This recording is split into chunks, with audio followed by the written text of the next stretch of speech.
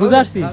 খাইয়ে না না খাইয়া খাইয়ে না না রোজা কিভাবে থাকে? আমাদের শরীরে হ্যাপি এনার্জি হ্যাপি পিনিক। আমরা সবাই চলে যাব মসজিদে ইফতার করতে। তো গাইস রোজা রেখে আমরা সবাই আসছি খেলাধুলা করতে। আর এই যে আমাদের সাথে আছে সব রোজাদার ব্যক্তিরা।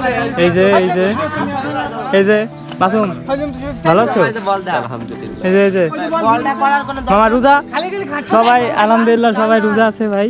আমাদের শরীরে হ্যাপি এনার্জি, আমাদের শরীরে হ্যাপি এনার্জি হ্যাপি পিনিক। দ্যাটস ওয়াই আমরা সবাই ক্রিকেট খেলতে আসছি। আবার ক কি খেলতে আসছি? ক্রিকেট খেলতে আসছি। মামা তুই রোজা আছিস? ফুল পিস। রোজা আসছিস? খাইয়ে না না খাইয়া রোজা কিভাবে থাকে? খাইয়ে না না রোজা কিভাবে থাকে? খাইয়ে না না রোজা তো ফজরে খাইয়েই থাকে। আচ্ছা ঠিক আছে।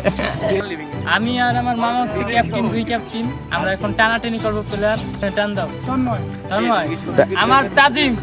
আর প্লেয়ারকে দেখাইস না কেন? প্লেয়াররা রাখ। আমার সিয়াম, মাসুম, আমাকে বাইজি। তো ভাই প্লেয়ার টানাটানি শেষ, এখন আমরা টস দেবো। শেখ মুজিবর ব্যাংকস। তুই এটা খুশি লিখে ব্যাংকে দাও দাও। তো আমার বন্ধু টসে জিতে গেছে।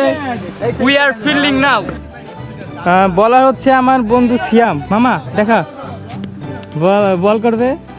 এই যে হচ্ছে সব প্লেয়ার। তো খেলাধুলা আমরা শুরু করে দেবো।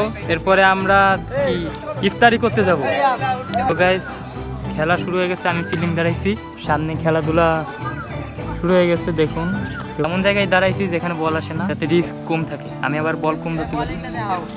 আর বোলিং হচ্ছে আমার বন্ধু সিয়াম। শুধু মার খেয়েছে ভাই, উড়া মার খেয়েছে। তো গাইস খেলাধুলা শেষ হলে আমরা সবাই চলে যাব মসজিদে ইফতার করতে। বিকজ আমরা সবাই আজকে রোজা, ছোট থেকে শুরু করে বড় সবাই রোজাদার আজকে। তো গাইস ফিল্ডিং শেষ হয়ে গেলে এরপরে আমি চলে আসি ব্যাট করতে।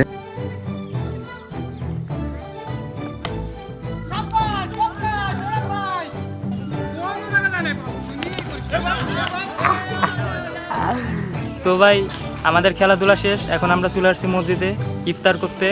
আর আমার সাথে আছে আমার বন্ধুরা, দুই মামা, ঠিক আছে, সবাই রোজাদার। এখন আমরা যাব ইফতার করতে।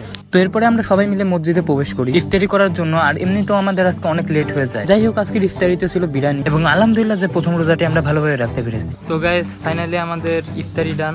মসজিদ থেকে ইফতারি করে এখন আমরা বাসার দিকে যাচ্ছি। এখন আমরা বাসায় গিয়ে ইফতারি করব, দেখতে হবে বাসায় কি ইফতারি বানিয়েছে।